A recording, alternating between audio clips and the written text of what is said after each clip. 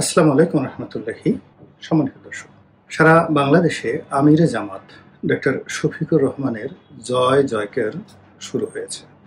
গত যে 19শে জুলাই ঢাকাতে জামাত যে মহাসমাবেশ আয়োজন করল, এই আয়োজনে উপস্থিত যারা ছিলেন জামাতের নেতাকর্মী, তাদের যে সংখ্যা, এটি স্বাধীন বাংলাদেশে দ্বিতীয়বার ঘটেনি। স্বাধীনতার আগে 7ই মার্চে এরকম ঘটনা ঘটেছিল বঙ্গবন্ধুর সেই 7ই মার্চের সমাবেশকে কেন্দ্র করে। 1 2 নম্বর হলো যে এরকম একটা সমাবেশ, যেটাকে আপনি ম্যাটিকুলাস বলবেন নাকি ওয়েল অর্গানাইজড বলবেন, এটিকে একটি উৎসব বলবেন, এটিকে একটি মিলন মেলা বলবেন নাকি সম্মেলন বলবেন। এর কারণ হলো যারা এসেছেন তারা যেভাবে এসেছেন এভাবে কোনো রাজনৈতিক সমাবেশে ইতিপূর্বে কখনো কেউ আসেনি। একেবারে 2 জোড়া ট্রেন ভাড়া করে নেতাকর্মীদেরকে আনা, 10,000 বাস সারা বাংলাদেশে তারা বুক করেছিল, রিজার্ভ করে কর্মীদেরকে আনা।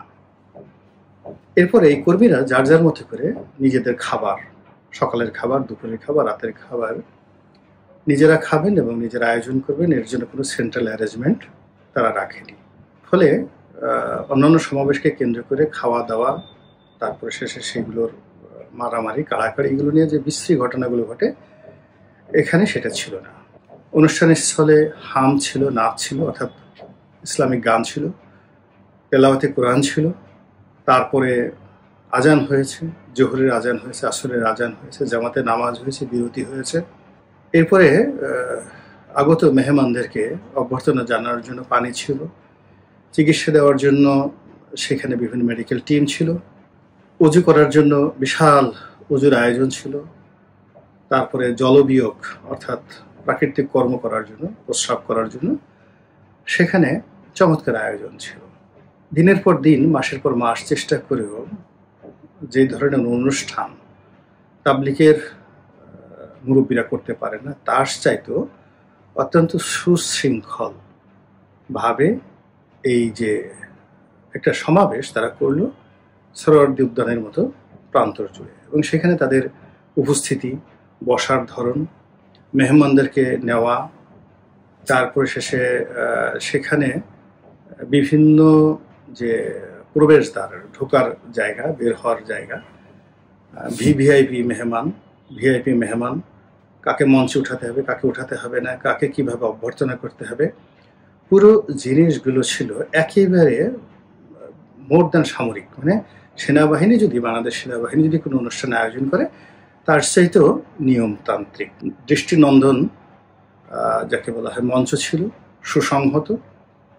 এবং সিকিউরিটির জন্য তারা কোনো বাহিনীর সহযোগিতা দেয়নি, পুরো সিকিউরিটি ম্যানেজমেন্টে তারা নিজেদের যে স্বেচ্ছাসেবক বাহিনী আছে তাদের মাধ্যমে সেখানকার নিরাপত্তা শৃঙ্খলা তারা বিধান করেছে।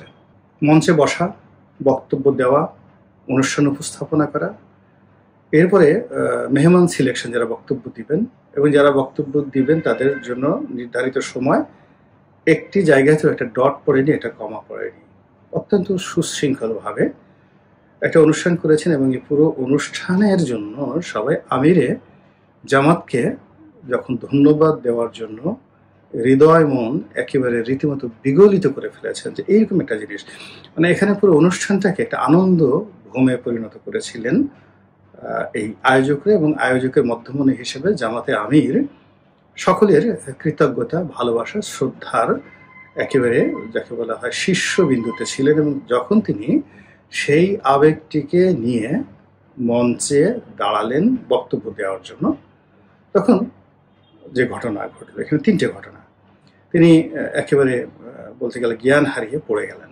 খুবই নির্মম একটা দৃশ্য। যারা ওখানে উপস্থিত ছিলেন তাদের মধ্যে কান্নার রোল পড়ে গেল। যারা ওই দৃশ্য দূর থেকে দেখেছেন তাদের মধ্যে একটা, যাকে বলা হয় একেবারে যারা জামাতকে প্রচণ্ড ঘৃণা করেন, বা ডাক্তার শফিককে যারা একেবারে অপছন্দ করেন, তাদের মধ্যেও রীতিমতো একটা যাকে বলে বিদ্যুৎ খেলে গেল। একই হলো, এটা তো হওয়ার কথা না, একটা জলজন্ত মানুষ এভাবে পড়ে গেল। তিনি সাহায্য নিয়ে, সহযোগিতা নিয়ে আবার দাঁড়ালেন এবং তিনি আবার পড়ে গেলেন। আবার তিনি করলেন কি, অসহায়ের মতো সেই বসে পড়লেন, সামনের পা ছড়িয়ে দিয়ে, এবং বক্তৃতার যে মাইকদের সেটা তিনি ছাড়লেন না। বিরতি নিয়েছেন।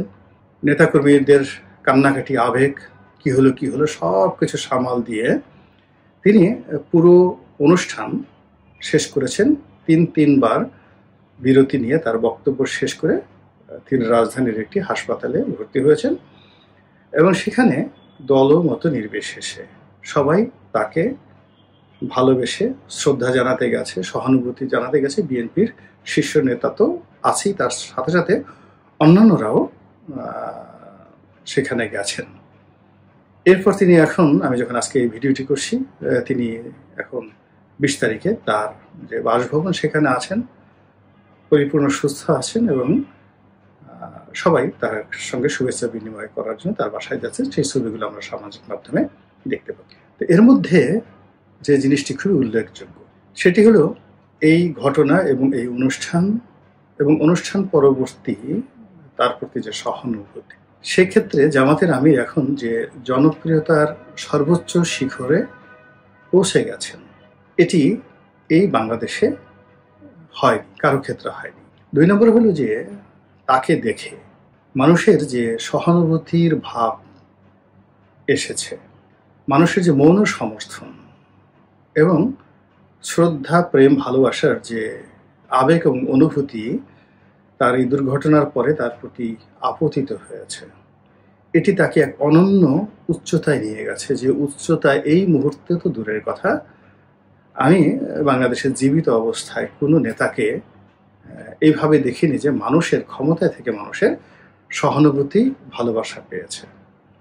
2 নম্বর হলো যে এই ভালোবাসাটা তার শরীরে নিদারুণভাবে একটা রসায়ন তৈরি করেছে। এরকম একটা অসুস্থতার পরে সাধারণত মানুষ ভেঙে পড়ে, 4-5 দিন হাসপাতালে থাকে এবং তাকে খুবই বিষণ্ণ মনে হয়। কিন্তু এই ভদ্রলোকের দিকে তাকালে মনে হচ্ছে যে তিনি আগের চেয়ে আরো বেশি শক্তিশালী হয়েছেন। তার চেহারাতে নূরের ঝলক দেখা যাচ্ছে, নূরের জিল্লতি দেখা যাচ্ছে, এবং তিনি কথাবার্তা, আচার আচরণে যে বিশ্বাস, আস্থা তিনি প্রকাশ করছেন। অবস্থা দৃষ্টি মনে হচ্ছে যে তিনি অনেকটা সুপ্রিম লিডার বা গ্র্যান্ড লিডারের পর্যায়ে চলে গেছেন। ডক্টর মোহাম্মদ ইউনূসের কার্যালয় থেকে তার সঙ্গে দেখা করতে এসেছেন, ডক্টর মোহাম্মদ ইউনূস খোঁজ নিয়েছেন, বেগম জিয়া খোঁজ নিয়েছেন। সব মিলিয়ে তার যে ইমেজটা চলে এসছে, এই ইমেজটা আজ থেকে 2-3 দিন আগে কল্পনাও করা যেত না। এখন তার বিভিন্ন রকম শুভকর্ম, তার বন্ধুত্ব, তার সঙ্গে কারকেই সম্পর্ক, এমনকি তিনি যাদেরকে এই অনুষ্ঠানের আগে টেলিফোন করেছেন, তার অনুষ্ঠানে দাওয়াত দিয়েছেন, এই বিষয়গুলো যতই সামনে আসছে ততই তার মান, মর্যাদা, ইজ্জত বেড়ে যাচ্ছে। এবং তিনি যে দৃঢ়তা দেখিয়েছেন ওই মঞ্চে, যোগ্যতার কথা বাদ দেন, এই অনুষ্ঠান আয়োজন করা থেকে শুরু করে এর সাথে হয়তো জামাতের 20,000 লোক জড়িত ছিল এই অনুষ্ঠানটাকে সফল করার জন্য নেতৃত্বের পর্যায়ে। তো কাজেই সেটা বাদ দিয়ে তিনি যখন মাইকটি হাতে নিলেন, তার ভাষা, তার বক্তব্য, তার দৃঢ়তা এবং তার এই যে বারবার উঠে দাঁড়ানো, এটি বিরল এক পরিস্থিতি সৃষ্টি করেছে এবং তার নেতৃত্বটাকে একটা অনন্য উচ্চতায় নিয়ে গেছে। এবং আল্লাহ রাব্বুল আলামিন কখনই কোনো জিনিস ঘটান না কোনো কারণ ছাড়া। এই জমিনে কিচ্ছু ঘটে না কোনো কারণ ছাড়া, গাছের পাতাটিও নড়ে না। যত ঘটনা, যত দুর্ঘটনা, যত সুনামি, যত যা কিছু হয়, প্রত্যেকটার পিছনে একটা খোদাই ইঙ্গিত থাকে, প্রাকৃতিক ইঙ্গিত থাকে। তো এই সময়টিতে আমরা যখন নেতৃত্ব সংকটে ভুগছি, কে আমাদের জাতির নেতা, কে আমাদের জাতির হাল ধরবেন, কে কার প্রতি সমস্ত মানুষের বিশ্বাস এবং আস্থা রয়েছে, কে সম্মানের বিমূর্ত প্রতীক হতে পারেন। তো সেই দিক থেকে আপনি দেখেন যে যারা যারা আছেন, শেখ হাসিনার কথা চিন্তা করেন, খালেদা জিয়ার কথা চিন্তা করেন, তাদের মধ্যে একটা রাজনৈতিক বলয় রয়েছে, বয়স রয়েছে, বৃত্ত রয়েছে। ডক্টর মোহাম্মদ ইউনূস যে সময়টাতে ক্ষমতায় এসেছিলেন, তখন তাকে কেন্দ্র করে একটা আবেগ ছিল, কিন্তু তার কোনো যোগ্যতাই রাজনীতির ময়দানে প্রমাণিত নয়। যেটা জামাতের আমির এই 10 লক্ষ লোকের একটা সমাবেশ করে তিনি যে তার দক্ষতা, অভিজ্ঞতা, যোগ্যতা দেখালেন, যেটা বঙ্গবন্ধু দেখিয়েছিলেন, এটা ডক্টর মোহাম্মদ ইউনূস 10 লক্ষ লোককে সমাবেশ করে বাংলাদেশে একত্রে এনে এরকম একটা অনুষ্ঠান তিনি এই মুহূর্তে করতে পারবেন কি পারবেন না, তার চেয়ে বড় কথাটা হলো যে 11 মাসে এখন তাকে নিয়ে যে সকল ট্রল হচ্ছে, গালাগালি হচ্ছে, বদনাম হচ্ছে, এখন আর তার মুখটি প্রিয় মুখ নয়। তাকে দেখলে মানুষ আর এখন আগের মতো দোয়া করে না, তাকে সমর্থন জানাতে চায় না। অন্যদিকে অন্যান্য যারা রাজনৈতিক নেতৃবৃন্দ রয়েছেন, আমি নাম বললাম না, ইতিমধ্যে তারা অনেকেই গালিগালাজ, মন্দ শব্দ থেকে শুরু করে নানা রকম দুর্নাম বদনামের শিকার হয়ে পড়েছেন এবং তারা জাতিকে ইউনাইটেড করার পরিবর্তে বিভক্ত করে ফেলেছেন।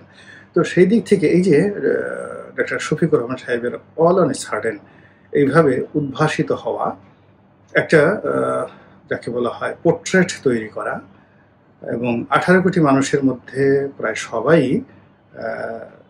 তার এই যে অসুস্থতার কারণে মোরলেস আঘাতপ্রাপ্ত হয়েছেন, দোয়া করেছেন এবং তার মঙ্গল কামনা করেছেন। তো কাজেই আগামী রাজনীতিতে তিনি যদি ভালো কিছু করেন, আল্লাহ যদি তার তকদিরে ভালো কিছু রাখে এবং দেশে যদি ধরেন প্রেসিডেন্সিয়াল পদ্ধতিতে অলনে চলে যায়, প্রেসিডেন্সিয়াল ফর্ম অফ গভর্নমেন্ট চলে যায়, এবং সেক্ষেত্রে যদি নায়েবে যে আমিরে জামাত তিনি প্রেসিডেন্ট পদে দাঁড়ান বাংলাদেশে এই মুহূর্তে, আচ্ছা বলেন তো, জামাতের আমির প্রেসিডেন্ট পদে দাঁড়িয়েছেন, ডক্টর ইউনূস দাঁড়িয়েছেন এবং জনাব তারেক রহমান সাহেব দাঁড়িয়েছেন বা বেগম জিয়া দাঁড়িয়েছেন, অন্যদিকে শেখ হাসিনা দাঁড়িয়েছেন বা জয় দাঁড়িয়েছেন, পুতুল দাঁড়িয়েছেন।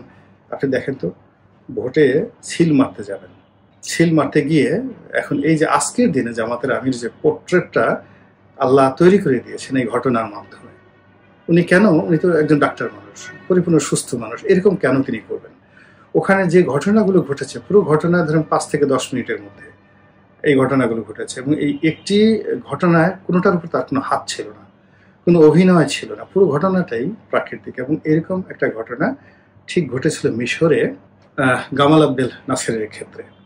অর্থাৎ তিনি এরকম একটা সমাবেশে বক্তব্য দিচ্ছিলেন, অল অন এ সাডেন আততায়ীরা তাকে গুলি করলো, হিউ অ্যান্ড ক্রাই শুরু হয়ে গেল দৌড়াদৌড়ি। তিনি গুলি অবস্থায় দাঁড়ায় পড়লেন এবং তিনি সবাইকে বললেন যে ভাই আপনারা কেউ আমাকে ছেড়ে যাবেন না, গুলি আপনাদেরকে করে নাই, আমাকে করেছে। দেখেন আমি গুলি নিয়ে আপনাদের সামনে দাঁড়িয়ে আছি, আমার একটু রক্তক্ষরণ হচ্ছে কিন্তু গুলি ওইভাবে লাগে নাই, আপনারা ফিরে দাঁড়ান।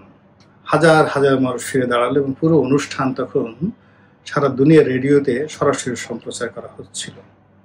ফলে ওই যে গামাল আব্দেল নাসের একটি ঘটনার মাধ্যমে তিনি আরব বিশ্বের অবিসংবাদিত যে নেতাতে পরিণত হলেন। আরব জমিনে কোনো রাজনৈতিক নেতা আজ পর্যন্ত টিল নাও এভাবে এত জনপ্রিয় হয়নি। অতীতে আমরা সম্রাট সারগনের নাম শুনেছি, দারায়ুসের নাম শুনেছি, তারপরে জার্কশেসের নাম শুনেছি, সাইরাসের নাম শুনেছি, তারা জনপ্রিয়। কিন্তু এই যে পুরো আরব ভূমিতে, আরব পেনিনসুলারে এখন পর্যন্ত টিল নাও নাসেরের যে জনপ্রিয়তা, ওটা কিন্তু ওই একটা ঘটনা যেটা উইদিন 2-3 মিনিটের মধ্যে আল্লাহ ঘটিয়ে দিয়েছিলেন, জনপ্রিয় হয়ে গেল।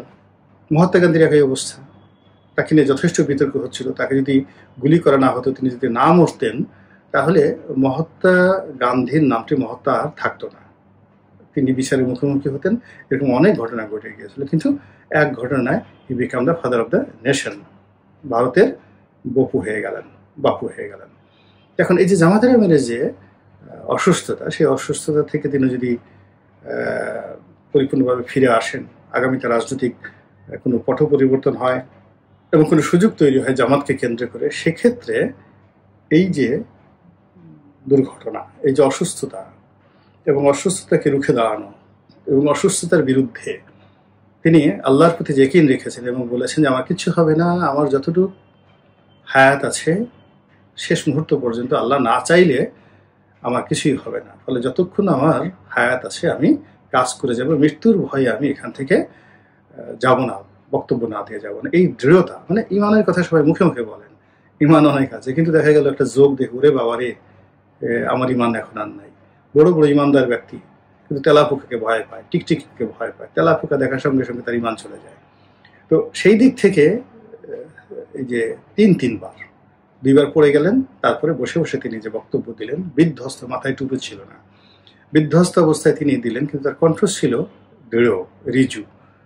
তো এই যে দৃঢ়তা তিনি দেখালেন, এটা এই রাজনীতিতে আগামীতে কি ফল বয়ে নিয়ে আসে সেটি দেখার বিষয়। আল্লাহ আমাদের সবাইকে হেদায়েত দান করুন এবং হেফাজত করুন। আসসালামু আলাইকুম ওয়া রাহমাতুল্লাহি ওয়া বারাকাতুহু।